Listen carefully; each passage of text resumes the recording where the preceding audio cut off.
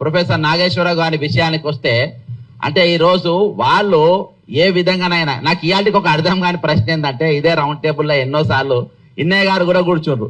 అసలు ఇప్పటిదాకా క్లారిటీ ఏంటంటే అసలు ఇన్నయ్య గారు ఎందుకు అరెస్ట్ అయ్యిందో ఆయన చాలా మంది చెప్పలేకపోతున్నారు. నాకు కూడా క్లారిటీ లేదు. కాబట్టి ఎన్ఐఏ అనే ఒక పెద్ద సంస్థ ఇచ్చింది కాబట్టి ఎవరు మాట్లాడద్దని ఎవరు గొంతులు ఎత్తారు కానీ ఆయన ఎందుకు ఎత్తుకపోయినో తెలియదు. ఇవాళ వెంకట్ అని మన జర్నలిస్ట్ వెంకట్ ఇంటి పైన బాజాప్త విజయనగరంకి వెళ్ళి వచ్చిండ్రు పోలీసులు. అరే భయ్ ఆయన ఏమన్నా పెద్ద పెద్ద ఏమన్నా టెర్రరిస్టా, పెద్ద యాంటీ సోషల్ ఎలిమెంటా, దేనికోసం పోలీసులు వచ్చిండ్రు? అరే ఇది తెలంగాణ ఆంధ్రలో అయ్యా జాగిరైపోయిందా ఇది? అంటే అక్కడికి వెళ్ళి హైదరాబాద్ తెలంగాణ పోలీసులు వస్తారు, ఇక్కడ వచ్చి ఇళ్ళ మీద పడతారు. అరే మేము మామూలు వాళ్ళమా? మేము ప్రశ్నించే గొంతుకలం. మేము మన బండి సంజయ్ కేంద్ర మంత్రి కొడుకు ఒక ఇష్యూలో పాల్గొంటేనే ఇక్కడనే రౌండ్ టేబుల్ మీద పడ్డాం, అరెస్ట్ అయ్యేదాకా ఎంబడి పడ్డాం. లాస్ట్ కు ఒక 267 మంది పోలీసులు ప్రశ్నించే గొంతుల పైన కేసులు పెట్టే కాడికి తీసుకొని వచ్చినాం. అరే అంత గట్టి స్వరాలు ఉన్నాయి ఇక్కడ. ఇలా అంటే పోలీసు వాళ్ళు ఎట్లా వస్తున్నారు అసలు ఆంధ్రాకి వెళ్ళి ఇక్కడికి పోలీసులు? జగన్ రెడ్డి గారు మీకు రెడ్డి గారికి నాయుడు గారికి ఏమైనా ఉన్నదా లింకు? మీరేమైనా కన్నుగొట్టి ఆయన ఇక్కడికి వచ్చి మీరు వేసుకపోండి అని చెప్పి ఇద్దరం కన్ను కొడుతుండ్రా? ఏమైనా ఇక్కడ మేజర్ ఇష్యూస్ ఏమైనా డైవర్ట్ చేసే ప్రయత్నాలు చేస్తుండ్రా? ఎందుకంటే ప్రొఫెసర్ నాగేశ్వరరావు గారు మన 2 రాష్ట్రాలనే కాక భారతదేశం అంతటా కూడా ఆయన పేరు ప్రఖ్యాతలు ఉన్నాయి. కాబట్టి 2 సబ్జెక్ట్ ఈ రోజు ఫార్మర్స్ ఇష్యూ చాలా పెద్దగా నడుస్తా ఉంది. దాదాపు 10 మంది ఫార్మర్స్ ఇప్పటి చచ్చిపోయినరు. పృథ్వీ గారు కానీ ఇక్కడ ఉన్నవారు చాలా మంది కల్లాల కాడికి కూడా పోయినరు. మరి మేము కూడా మానవ హక్కుల కమిషన్ లో ఫిర్యాదు చేసినాం.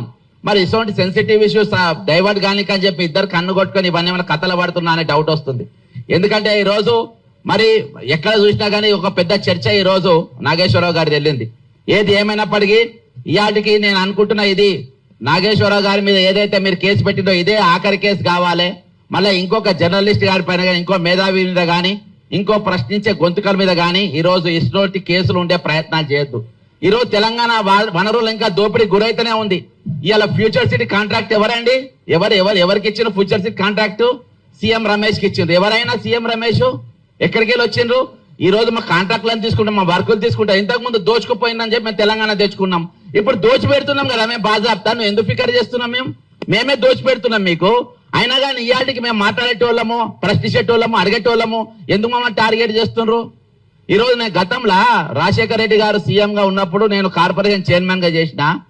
అక్కడ ఉన్న క్యాడర్ తోని కొంచెం నాకు దగ్గర సంబంధాలు ఉన్నాయి. ఎందుకంటే రాంబాబు గారు వాళ్ళందరూ కూడా నాతోని చైర్మన్ గా ఉన్నటువంటి వ్యక్తి. కొంచెం నేను ఇన్పుట్ తీసుకున్నా అసలు జరిగింది ఏంటండి. నాగేశ్వరరావు గారు ఏదైతే విశ్లేషణ చెప్పిండో అది కరెక్టా రాంగా అని చెప్పి 100% కరెక్ట్ అని చెప్పిన. మరి ఎఫ్ఐఆర్ చేస్తారా నా మీద? ఇది అభిప్రాయం చాలా మంది పెడుతున్నారు. మరి నాగేశ్వరరావు గారు చెప్తానే అంటేనే ఎందుకు పెట్టిండ్రు? ఎందుకంటే అది అయితే 2 రాష్ట్రాలలో కాదు దేశ వ్యాప్తంగా పాపులర్ అవుతుందని. ఇదే నేను ఒకటే చెప్తున్నా, మీరు వెంటనే ఆ పెట్టిన కేసులు వాపసు తీసుకోవాలని చెప్తున్నా. ఇంకా ఈ చిల్లర కథలు ఏవైతే మీరు పేడ్ మీడియాతోని మరి నిత్యమైన పైన ఏవైతే పోస్టింగ్లు పెట్టిస్తుండ్రో, ట్విట్టర్లు పెట్టిస్తుండ్రో అవి మాకు కూడా వస్తే మేము కూడా పెట్టగలుగుతాం. అవన్నీ మానుకోవాలి. పెట్టిన ఎఫ్ఐఆర్ వాపసు తీసుకోకుంటే చంద్రబాబు నాయుడు అనేటువంటి హైదరాబాద్ లో తిరిగాడు, లోకేష్ అనేటువంటి హైదరాబాద్ లో తిరిగాడు. ఈడ పౌర సమాజం మొత్తం కళ్ళెత్తది. ఈడ మా తరపున మాట్లాడేటోళ్ళు మా దగ్గర ఉన్న గలాలను ఈ రోజు మీ కాళ్ళెత్తి తొక్కుతామంటే ఈ రోజు ఇక్కడ ఊకునేటోళ్ళు ఎవరు? మిస్టర్ చంద్రబాబు నాయుడు, పవన్ కళ్యాణ్ గారు మీరేం చెప్పిండ్రు? మీరు రంగుల ఊసలు మార్చినట్టుగా మేము ఊసలు మార్చాం. ఇక్కడ మేము బరాబర్ నిలబడతాం, కళాయించి నిలబడతాం, మొగోళ్ళు నిలబెడతాం, మొనగాళ్ళ లెక్క నిలబడతాం. నీళ్ళక చెక్కగా లెక్క నిలబడడు.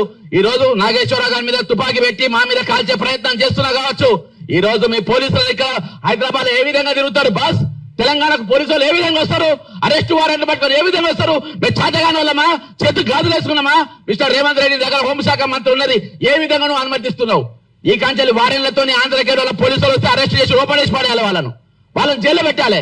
ఎట్లెట్లు వస్తే తమాషా చేస్తుండ్రా ఇక్కడ? ఇదే ఆఖరి ఎఫ్ఐఆర్ కావాలి, ఇదే లాస్ట్ ఎఫ్ఐఆర్ కావాలి.